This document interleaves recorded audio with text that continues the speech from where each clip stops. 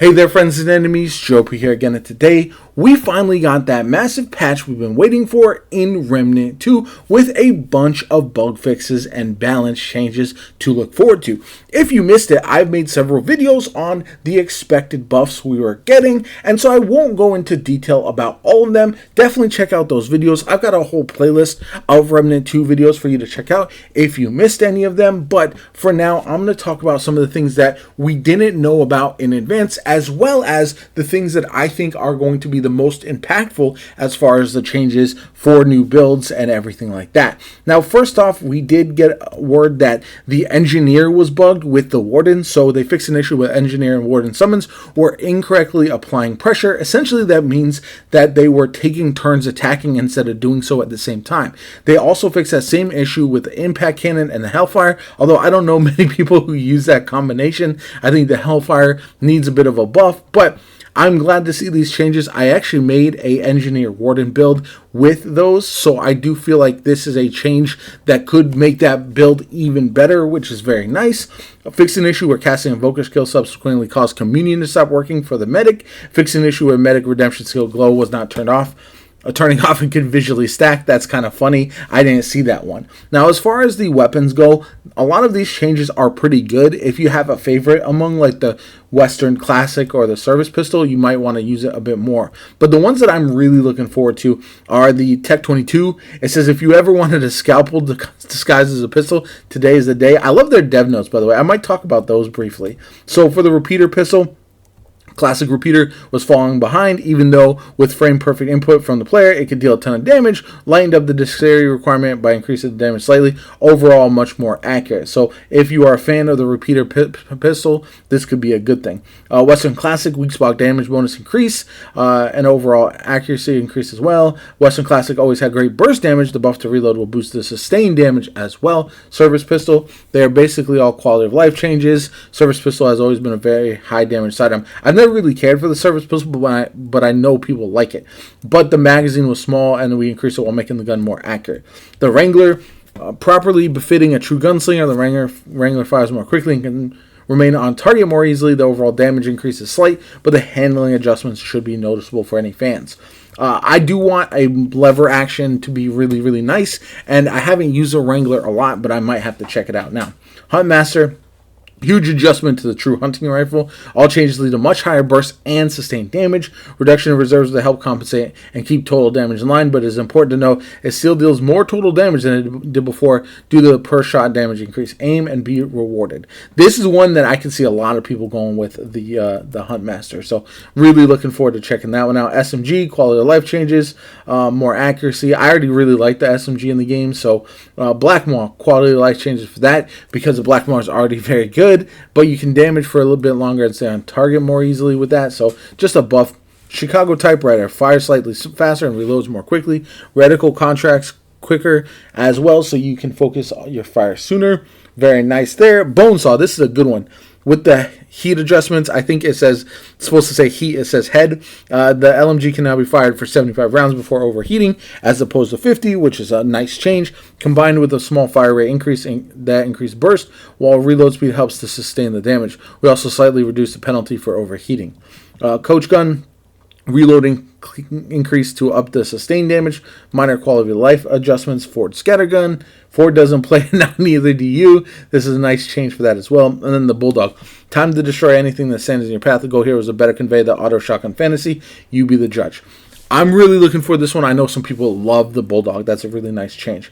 Sure Shot. Some changes to better reward accuracy, which is nice. Widowmaker. A considerable damage increase to help the sniper remain as a viable one-shot damage option. Between the damage and reload increase, this weapon should be hitting hard and do it much more frequently. Crossbow.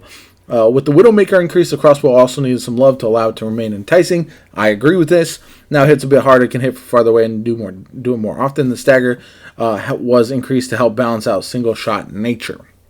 Trinity crossbow. This is one that I really want to be good because I haven't had a chance to use it nearly as much as I want. Damage of Trinity was always decent, but getting the bolts where you wanted them was trickier than intended. Besides increasing the fire rate, we reduce the per shot recoil so more of your bolts can hit the intended target. The projectile speed increase will also help the bolts get to where you want them sooner. Very nice overall. Royal Hunting Bow was falling off a bit. This should bring it in par while still providing a bow that can use standard mods, which is nice. Bolt Driver. Changes to this weapon increase both burst and sustained damage. Pre-burst fire rate was not the wind-up. It is the time after shooting, which happens between each shot before the wind-up begins.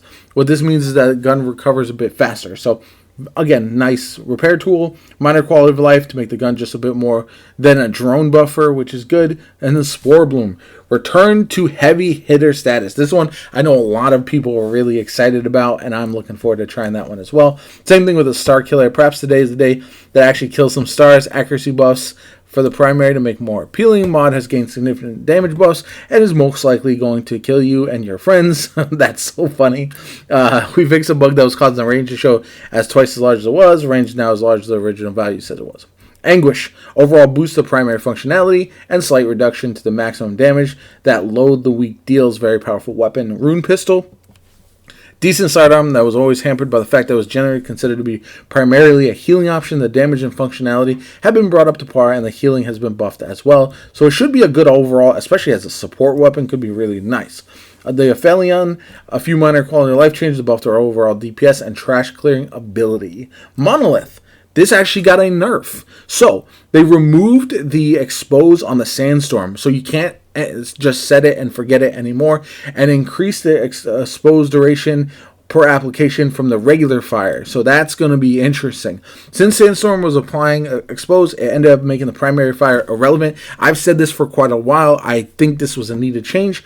We increased the duration of the primary fire to applies expose and remove the application from the mod itself.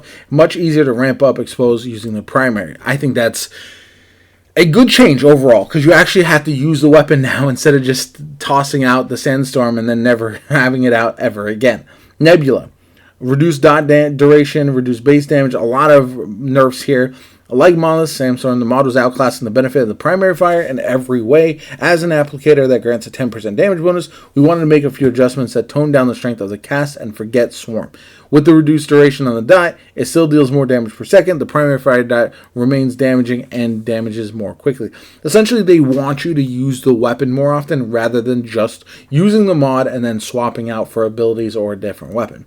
Cube Gun only changes the mod. Cube now travels slightly slower and hits considerably harder, which is nice.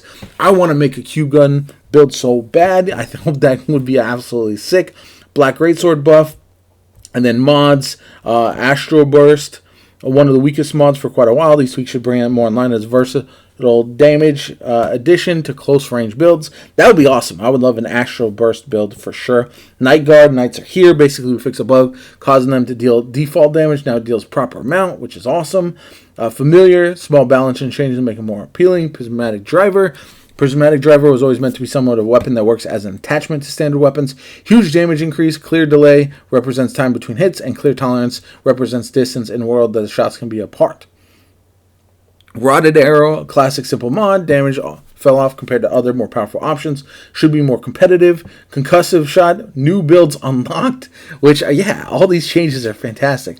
Skewer 2.0, a damage boost to bring Skewer back into the light. There's a hidden stagger modifier, which always existed, that will now be more obvious. Voltaic Randor, upping the damage and range allows it to absolutely shred trash mobs. Be sure to power it up by shooting at it. This is something that people forget to do, and I think is really, really cool. Big buffs to the Witchfire, which is awesome. Void Light. We plan to fix some more typos instead of fixing this, but Chaos convinced us to make it work as intended. So, fix issues where Void Light was not working in some boss fights, was not matching the description, and fix an issue where it's not allowing multiple explosion triggers to occur. Now we get into Trinkets, Mutators, and Relics. Fix issue Tempest Conduit. Internally, the range of the Burden of the Divine. Range was a meager 10 meters. It's now 30 meters, which is nice. Fix an issue where a player in the group was able to obtain Prismatic Stone Blue. However, one of the players did not receive it, but could still not receive it when attempting again and would instead get scrap. So that's kind of weird. Fix issues with prisms. Some of these legendary prism mods as well, like the legendary altruistic critical situation, stuff like that. Some nerfs, some buffs there that I've already went over. Lots of good changes overall. I think a lot of people don't have legendary mods for the relic yet, but I do think that's a good idea. some changes to the boss rush, reworked boss rush XP rewards for individual boss kills and full completion. Players should gain considerably more experience in boss rush for killing bosses, even without completing a run. I think that's a good idea. Fixing an issue with a "You Are Dead" screen, and then miscellaneous fixes. Fixing an issue where Spark was not rewarding crafted items to all players. We'd applied a fix for this in the last patch, however, it wasn't a complete fix. Spark should be working now. And then fix an issue where Ancient Canopy Sandroom could become inaccessible for clients. That's weird. And fix an issue where players could get stuck in a loop waiting for Meat Shack from Dwayne. If you have the chef medal, you can no longer craft concoction from Dwayne. The cooking quests are considered completed at the time. If you do not have a concoction, he makes available on Mudtooth, or you either need to join someone else's game, purchase it at the ward, and bring it back to your ward, or unlock it, or you can find it in your campaign. So lots of good changes there, things that I'm really, really excited about overall. I do look forward to jumping back into the game. I'm going to try to make a ton of builds this week and see how they feel, because I do feel like it's time to really try some new things with all of these changes. So really excited about that. Let me know what you guys think in the comments down below. Are you jumping back in the game? Have you still been playing the game since the new DLC and the launch? And yeah, the last week or so I've been playing a lot of single player games, so I'll definitely check these changes back out, make some builds, and see how much fun I can have. Anyway, my name is JoPa. Hope you enjoyed the video. If you did, like, comment, subscribe. As always, have a good one. I'll catch you all later.